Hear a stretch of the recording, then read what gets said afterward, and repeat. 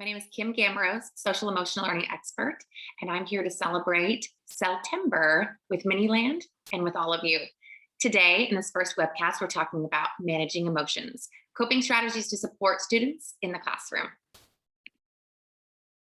So, what are we going to be talking about this week? We're talking about how to talk about emotions and strategies to support feelings and behaviors in the classroom. So, we're going to talk about how students should identify how they're feeling, finding strategies that we can use to support us.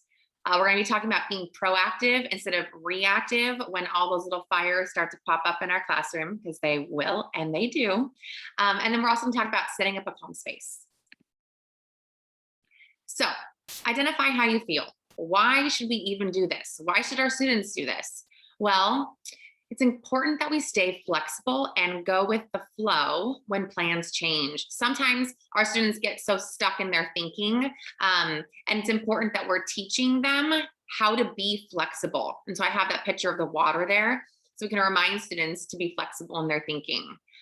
It's also important that we have less worry and less anxiety about the future when you know what's expected, right? And it also gives students a sense of control to alleviate stress and also some tension. We want to teach our students to be an emotion scientist. So can they identify how they're feeling? Can they identify where that feeling is coming from? Can they figure out what they need to support themselves in the moment? And have they used the tool or the strategy before? And did it work for them, right? And has it been modeled for them yet? So sometimes, and I have these images down at the bottom, I'm going to go through them one at a time so you can kind of get an idea. Sometimes our students, they just need some movement. And so I have that guy there kind of moving his arms because we can't expect that our students can just sit there, listen to us all day long, right? Sometimes their body needs to move. And so we're teaching our students what your body needs, what your brain needs in the moment, okay? Maybe they need a water break. Maybe even just getting a sip of water and doing some deep breaths is going to help with some worry or some tension, right? Sometimes it's just as simple as getting a drink of water, and that's the break that they needed. Maybe we even combine those and they need to walk around the room or walk down the hallway, get a drink of water, and come back in, right? Maybe they just need, look at the sand timer now. Maybe they just need a break. Maybe they just need to set a timer for themselves and take a break. Maybe they need to go outside and there's a tool or a tool, maybe like a puzzle that they love, right? Maybe that's a good brain break for them. Sometimes they need something in their hands to squeeze. This could be putty, they can pull, it could be a squishy. There's lots of these fidget toys out there, but it's important that we teach our students it's a tool, not a toy. And the second that it becomes a toy and you're no longer attending to your teacher, that's when we need to find a new strategy or a new tool to figure out really what your body or what your brain needs, okay? And the last thing are noise canceling headphones. Sometimes our students just need to cancel out all that noise. It can make them worried or anxious, nervous. And sometimes those are great to put in a calm space for sure. It's important to do check-ins daily with our students. So we want to ask them, how are you feeling today? What tools might you use to support you throughout the day? What strategies might you use? And then the best part is having students reflect. At the very end of the day, you can ask them to reflect, did the tools that you chose support you? And if they didn't, what will you plan on using tomorrow, right? Are you going to choose different tools or would you choose the same ones? Right? So it's getting kids to kind of stop and reflect about the previous day, the week before. Did these strategies work for you or not? Okay. If you're using zones of regulation, this is a great system to be using with your students. So if you're using zones, absolutely, or the mood meter, you can ask them to rate their level of pleasantness and also their level of energy, right? If you have a social emotional learning curriculum that you've adopted, maybe it's Calm Classroom or Big Life Journal. If you have any of those, maybe there's some language that you can pull out, check in with students to fill their toolbox. A lot of these curriculums, they have specific lessons where students are creating toolboxes and strategies for themselves or for the classroom.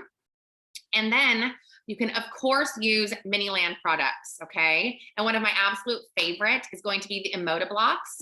I love these. As an educator, I would model for my students how I'm feeling every single day. And I absolutely would use these. I might say to them, you guys, I am feeling a little sad and I'm feeling a little scared. My dog isn't doing very well and he's at home and I'm just a little nervous for him. How am I feeling? I might take out 2 different blocks and ask them, does this match how I'm feeling? Does this facial expression match how I'm feeling, or does this one? And you're gonna have them turn and talk, maybe turn and talk with a partner. What face would you guys pick, number 1 or number 2? Okay. Then after they're done turning and talking, you can say, I heard this group over here say that they thought number 1. They thought number 1 because they could tell that the mouth was kind of going down a little bit and frowning. They could see that the eyes looked a little worried or scared or nervous. They were kind of drooping down a little bit. It almost looked like there might be tears in the eyes. So these conversations you're modeling now for your students, and all you did was choose just a face, okay? Then you might choose your hair and you're gonna say to them, I have brown hair, I haven't gotten my hair done recently, so I'm gonna put my hair on. And then you're going to match maybe your outfit and piece it together. I would have this out on top of my desk. I would have this out just anywhere where students could see, and you could even like put a thought bubble, if you had it next to a whiteboard, of the strategies that you might use to support yourself. So you might say, okay, I'm feeling a little nervous, a little scared, a little sad. The strategies that I'm going to use are, and you could model for them. I might take some deep breaths. I might think of my dog and me laying on the couch snuggling, and maybe I might also get a drink of water. Okay, and so then you could have those strategies maybe in a thought bubble right next to your little teach yourself. And using your Emoji blocks. And I love incorporating that every single day, and also teaching and modeling this for the students. Okay, what does it look like? For students, they absolutely can use Google Forms, and that is the best way for them to go in there, identify how they're feeling. They can actually click on those little check boxes on strategies they might use to support themselves. Pictures are great to add in there. And then at the end of the day, I would have them do this again, and you would ask them, have the little reflection piece there and say, what strategies did you choose? Did they support you? What's your plan for tomorrow? What tools might you use tomorrow? And then there's also that space where you can ask, you can say to them, is there anything that you want to tell your teacher? And I love that in a Google form too. Then that way you're keeping track of data. It's just an all around perfect tool. Tap in, tap out is a great one too. Just having a poster on the wall of different feelings, and then also your toolbox. So students, when they walk in and out of the classroom, they're just tapping how they feel, and then also the strategy they're going to use. Seesaw, I don't know if you're familiar with Seesaw, but they have great interactive activities where you can create your own toolbox and you can drag over strategies that are going to work for them. So it's really individualized, great way to differentiate, because not all strategies are going to work for all students, okay? And then any printables, you could have them do their little daily check-in, and it's just a little form or a little activity on their desk that says, circle how you're feeling, and maybe circle the strategies that are going to support you throughout the day. My advice is this though, stick to one of these ways and use it every day, okay? We don't want to overwhelm our students. We're just checking in on how they're feeling. So if you're going to use Google Forms, use that consistently. If you know that you just want to use a little handout or a little printable, use that consistently. And then if you feel like you can add on more throughout the year, then change it up, okay? Make sure you're thinking also, what is your goal? Is your goal to track data? Do you have students in your classroom that do have an IEP and some behavior goals? Choosing strategies that are going to support them, is that part of their behavior goal, right? So if we want data, perhaps Google Form might be the way to go. And then embed it into your day. When are you going to do this? My advice is first thing in the morning, and then also at the end of the day. Or is it going to be like a tap thing where every time you walk out of the classroom, every time you walk in the classroom, you're identifying how you feel? Now, remember, it's important that we do that because things happen outside of our classroom that we cannot control. And most students either they're one of two ways.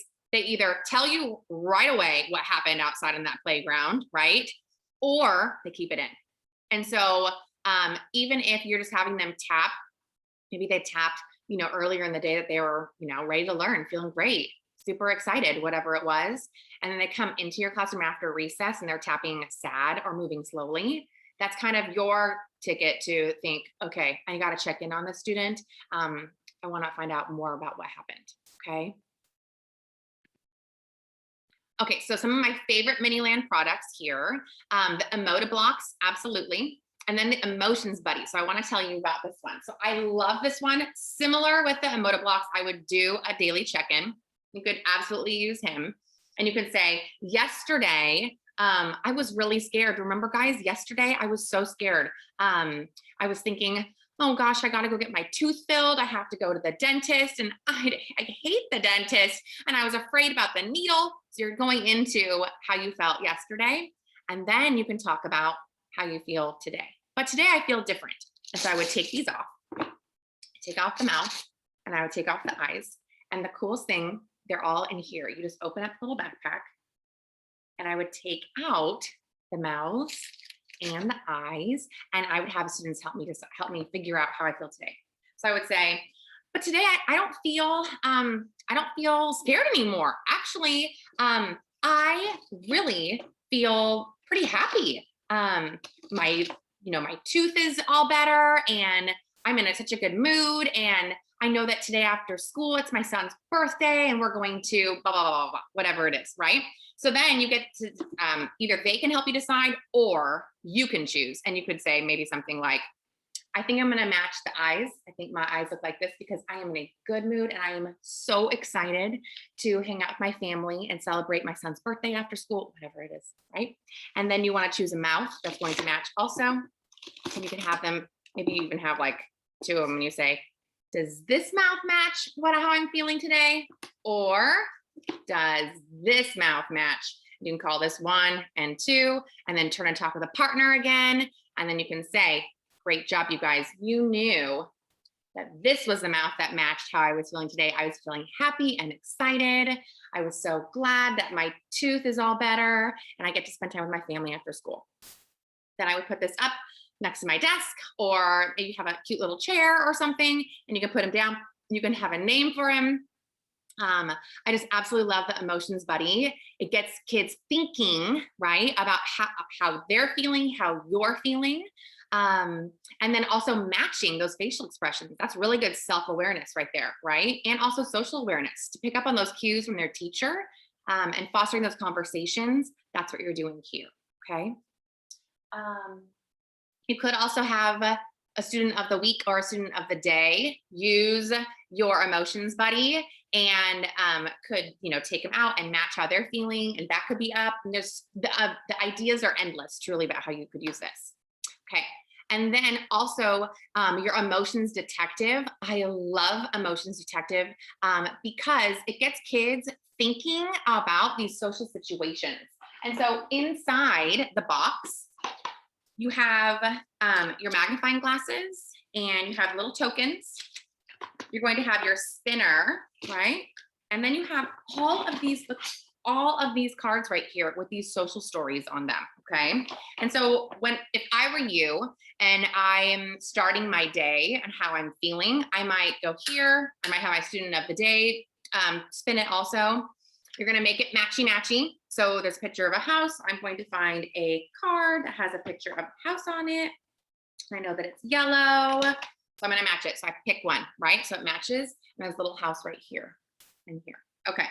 So then what you do is, and I would just model this for my students, and we would talk about, we don't even have to make it a game between kids right now, okay? This is just modeling, just me as the teacher with my students. And I would describe the social story down here. So I would say something like, okay, it looks to me like this student right here, this boy, let's call him Henry.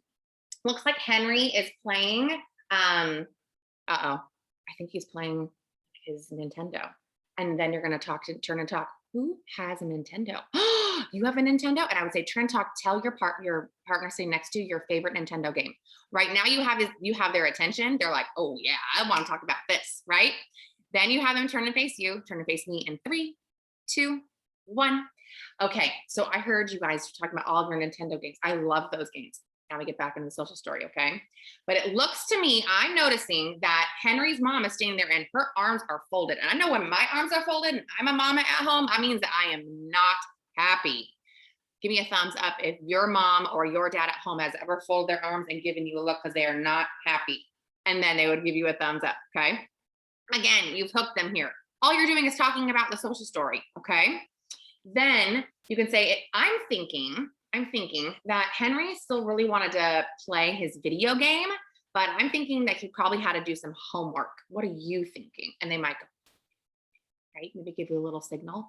And then I'm looking over here and it looks like, uh-oh, I can tell that he's upset. I know that he's upset because his mouth is kind of like facing downward. And I know when I go like that, I am sad or I am mad. It looks like his eyebrows are facing downward. And it looks to me, oh, I can see the little swoosh, swoosh. See those little swooshes right there? That must mean that he threw it down. Oh my gosh. You can even tie in writing here, you guys. If you are adding in details into your pictures, right? And students are adding in details in their pictures and writing, you're going to see these swooshes, right? If something is thrown or if something, went super fast because you're talking about it in the social story, okay? Anyway, so you're modeling for them here, and then you can then turn it over. You get out your magnifying glass, and you're going to see like what is expected and what he could have done to make it better, okay? So that is great just for modeling conversations in the morning, talking about feelings in the morning, because our students need practice with this. This is a life skill and it takes a lifetime, okay? But I love starting each day with either one of those Miniland products. Okay, so here's a sneak peek. Remember, you're teaching these life skills. It's ongoing, and it's even a lifelong process for adults too, okay? So you wanna build your toolbox. This is a great tool in Seesaw. You can drag any of those images to create your own toolbox for how you're feeling. That tap in or tap out. So again, that's just that poster. This specific school was using zones of regulation. So you can see the red, the yellow, the green, and the blue. But you could just have faces on there. And then the boxes on the bottom are those strategies, those tools that students are going to use. So anytime they walk out, they tap, tap. Anytime they come in, they tap, tap. Super simple and very quick. But again, you can't expect that students are going to do it quickly. We have to train them, teach them, model, right? And they need to understand where those strategies are, right? So they're looking around trying to figure out what strategies, and then they'll be able to tap, right? If it's a go-to strategy for you, you're going to memorize where it is.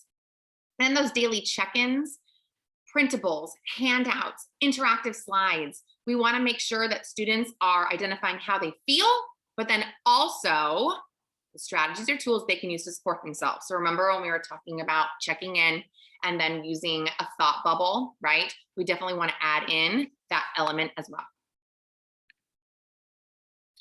All right, we want to be proactive instead of reactive.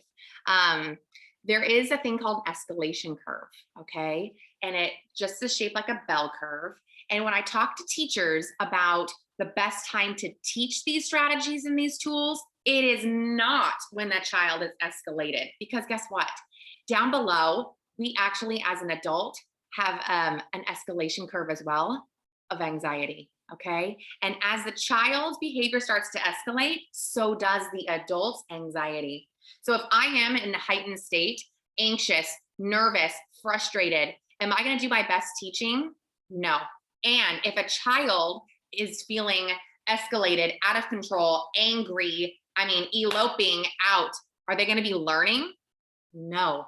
Okay. So at the very bottom, that's the best time to be talking and teaching talking to our students and teaching our students about the strategies and tools they need to support themselves, okay? When they're calm and when they're calm, right? Either before an episode or after. We want to be proactive, so we need to be thinking, what do my students need this year. And I love thinking about this.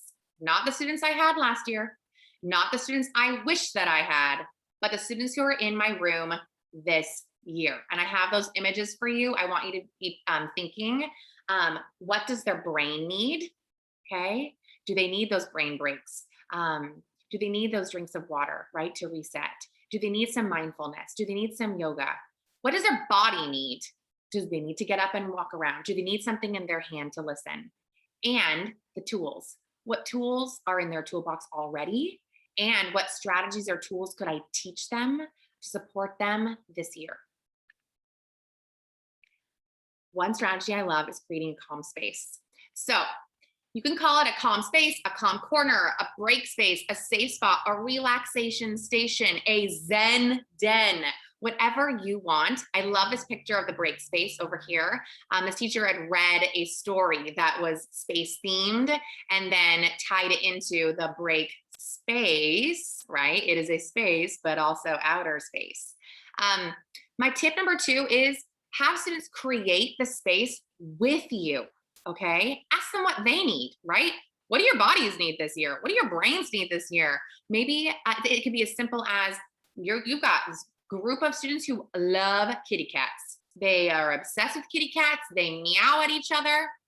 Tails, I mean, these are real life stories here that I'm pulling. And maybe they just want pictures of kitty cats in their calm space. Perfect, that's a tool. You do not have to go and spend any money, right? And buy all these things and put it all in there, right? We are just paying attention to the needs of our students this school year, okay? And then you want to model what each of these tools looks like and sounds like in the space. So if you have kitty pictures in your calm space, you're going to show your students when you go over to the calm space, and let's say you want to look at the kitty pictures, you need to XYZ. You take them off the wall, you model for them. Maybe there's a sand timer that they have to flip over because maybe there's 2 sand timers, a 3-minute timer and a 5-minute timer. They get to choose which timer they want. Now they're looking at the kitty pictures. What does that look like? Are they talking to their friend across the way? Karen, look at this kitty. It's so cute. Have you seen this? Is that expected or unexpected? So modeling with students, right? As you're talking about all the things that are in there, it's a great tip. Sand timers, again, the 2 options. I would not have a 20-minute timer and a 5-minute timer. I choose 2 of them that are really super close in time lengths. So maybe it's like a 1-minute and a 3-minute, or maybe it is that 3-minute and a 5-minute. That way they're super close together. And again, I don't mind if they choose a 2-minute or a 4-minute. It doesn't matter to me, okay? Also, super awesome tip. You're going to put Velcro on the timer. If I had 2 little ends here, and then also on a like a dry space, and put the other piece of Velcro there. That way, when they flip it, you can hear if they take it off. Okay, because you don't want to run into the students that go over there and just flip, flip, flip, flip, flip, and then they're in there for 30 minutes. If you add the Velcro, it is that little cue for them to exit, time is up, and they get back to work, okay? And then tip number 4, tell parents how to incorporate this space in their homes. A newsletter is great, or a quick video tour of you touring, the break space in your classroom and talking to parents about what they could incorporate in their homes. Even having kids create their own videos to share. Are you using Seesaw or Class Dojo? And they could just send the video to their family, right? It could sound like, I love our calm space in our classroom. When I need to visit our calm space, my go-to strategies are X, Y, Z. The kitty pictures, the emoji blocks. Maybe you have the emoji blocks there, right? And you model for students how they can use them, right? And whatever the third one is, right? And then have them describe to their parents, when I'm in the calm space, I feel blank, right? These are all things that we want our kids to be able to talk about, and we need to teach them, right? So I love having a calm space. And also don't forget, parents can use it at home as well. My favorite products that you might want to add in there The emotions buddy or emotive blocks, absolutely. The family diversity blocks can be in there also, just as like students can just take the time to build. Sometimes they just need to build. So if they have all of these blocks out there, right, they can just build, set the timer, of course, and they're building. And then when they're done, time is up. You just break them apart and put them back away, right? Maybe you put them in a basket. That'd be a great way to have them in there. And then the dolls are great too. Let's say you're a TK teacher or a kindergarten teacher. I love having these dolls in there. They can dress the dolls. Miniland has so many clothing options. Also, maybe you have a space where you dress the doll, and again, you have a timer so that students know how long they can spend in there to take that break they need. Maybe it is holding a little lovey, right, for a little bit. Maybe it's reading to a little lovey. And again, you can name the dolls whatever you like, but I love using the word, especially with the little ones. Lovey is such a great word to use for them. Okay. Thank you so much for joining me today. To stay up to date with social emotional learning and Miniland USA, follow them on Instagram, and I look forward to seeing you soon.